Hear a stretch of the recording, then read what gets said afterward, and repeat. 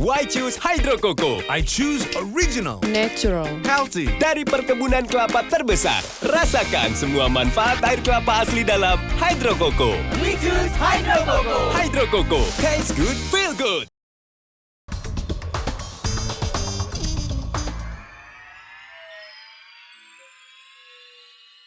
Dipersembahkan oleh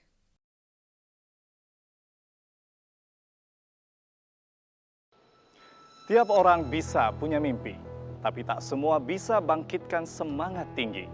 Hanya bekerja keras sendirian akan mudah lumpuh oleh berbagai kesulitan.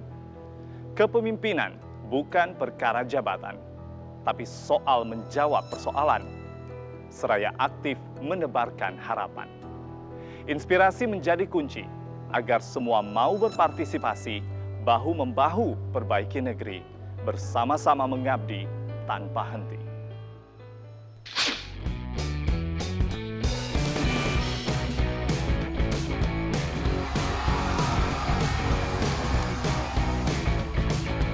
Inilah Mata Najwa, penebar inspirasi. Kita akan sambut Bapak Muhammad Yusuf Kalla, Bapak Anies Baswedan, dan Pak Abraham Samad. Pak Abraham, kita itu mau ngasih sepatu takut disangka gratifikasi. Ini nggak ada masalah, diterima terus nanti dilaporkan di KPK. Daripada saya pusing-pusing, saya berikan langsung ke Pak Abraham.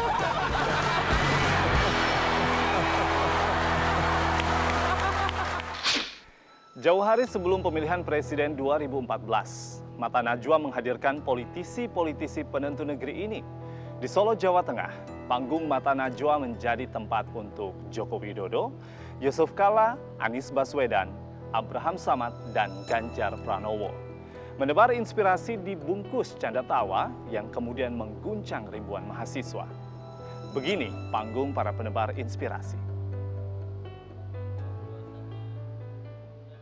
Pemilu kada rusuh, aparat saling serang, tiap hari Pak Abraham Samad nangkap orang. Ya.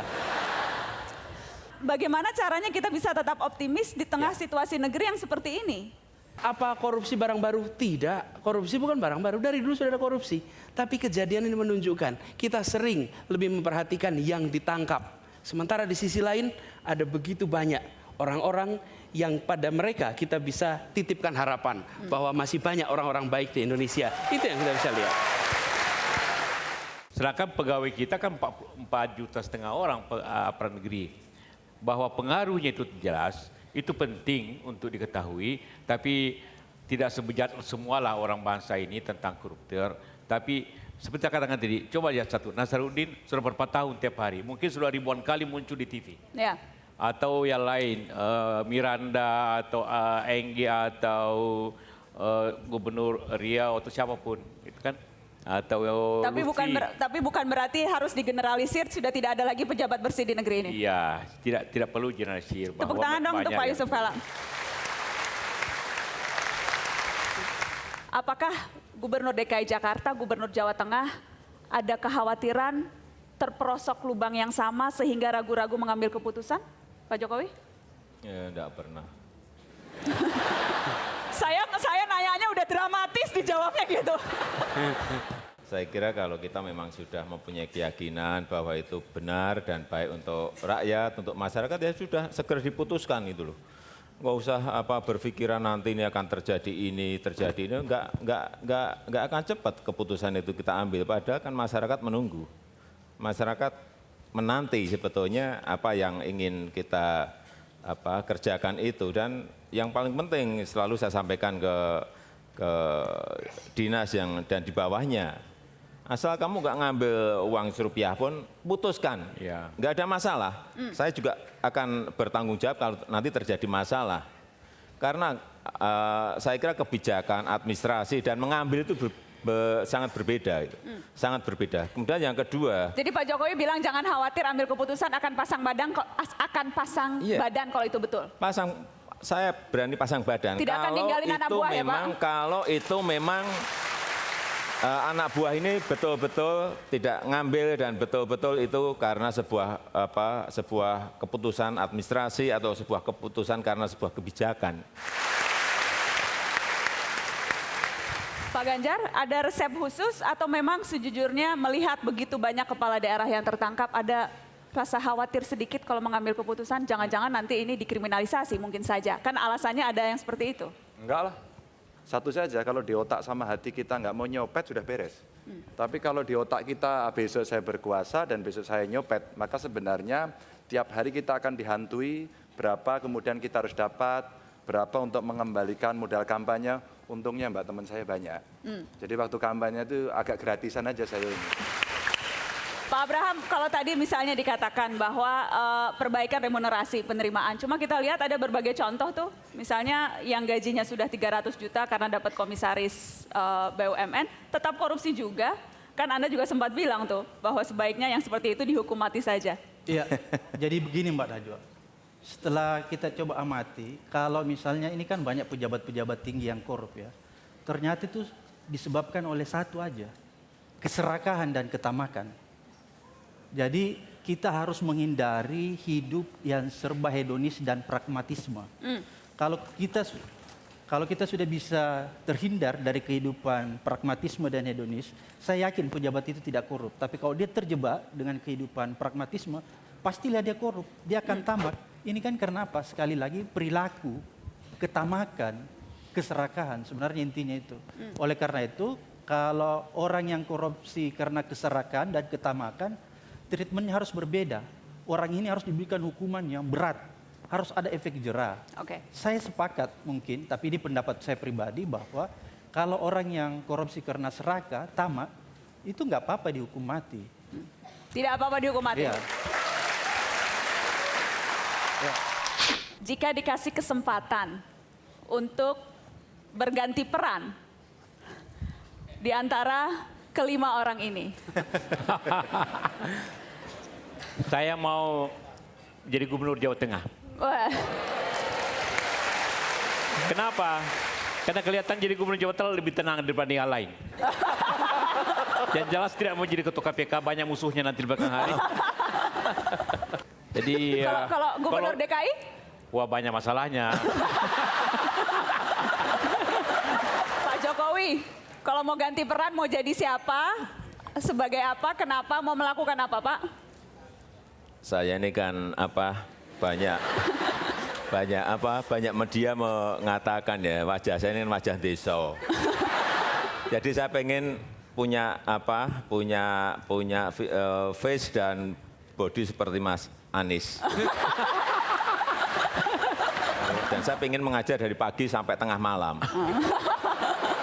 Kira-kira ngajar apa? Kalau Pak Jokowi jadi dosen tuh ngajar apa kira-kira? Saya kuat, dipikir nggak kuat saya pagi sampai malam Oh ya ngajar. percaya Saya Pak. kuat, Percaya. saya kuat. Ngajar apa kira-kira Pak? Apanya? Ngajar apa? Ya yang diminta ngajar apa, saya ngajar.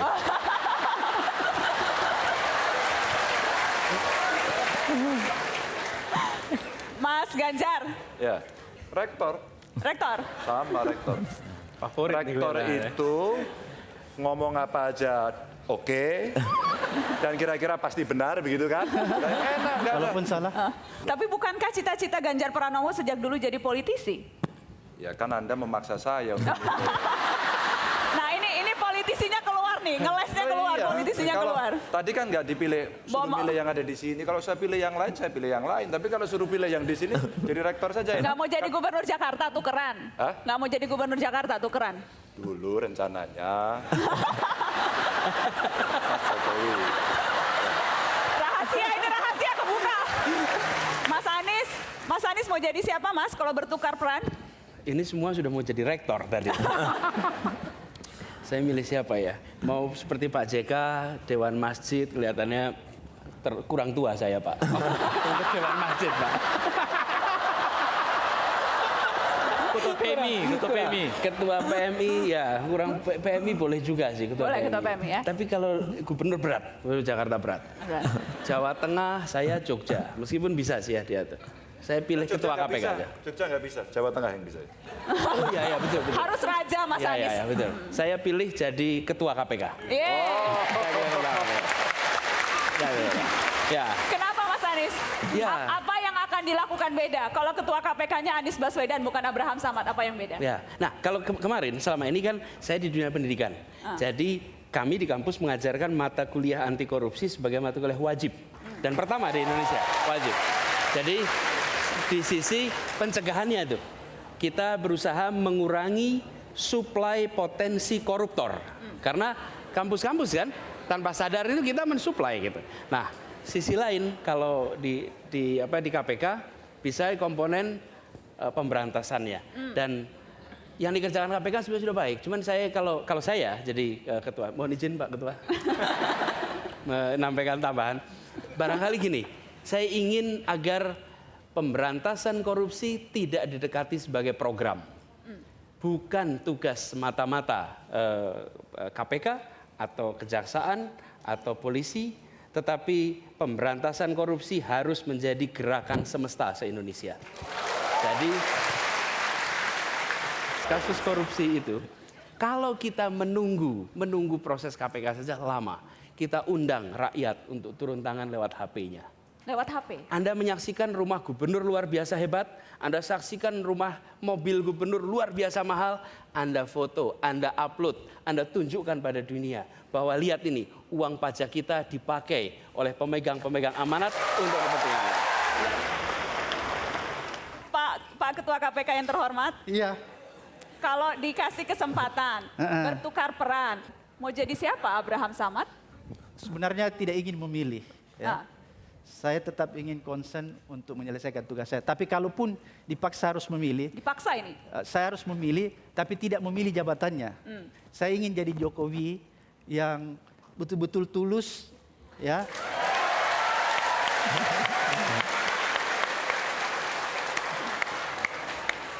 Tidak seperti orang lain yang suka berpura-pura, lip service, retorika, tapi tulus. Tapi saya tidak ingin jadi gubernur. Saya cuma ingin jadi Jokowi aja.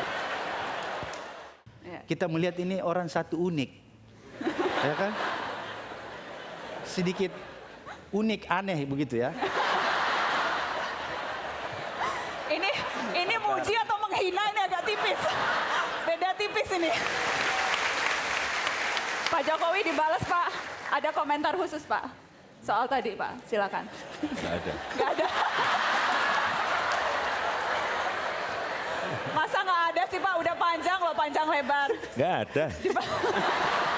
Dikit aja Pak, dikit komentar. Nggak ada.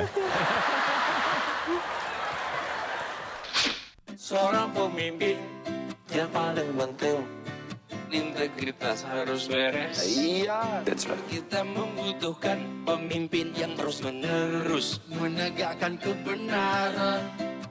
Rakyat butuh figur baru Yang selalu optimis, gak banyak berkeluh kesah. bukan yang bertingkah palsu dan yang ingkar janji dan yang Tidak tahu diri. Pemimpin bangsa harus semangat menebas para koruptor.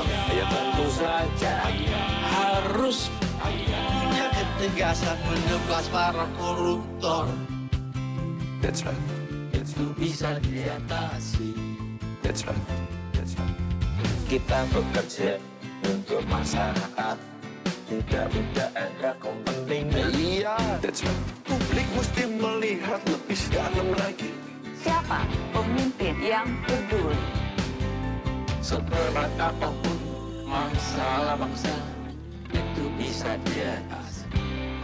Pemimpin itu mendobrak keadaan, bukan mengokohkan kemauan. Pemimpin bangsa harus semangat menebas para koruptor. Ya tentu saja harus punya ketegasan menegakkan hukum tanpa syarat pada siapapun, semuanya demi bangsa.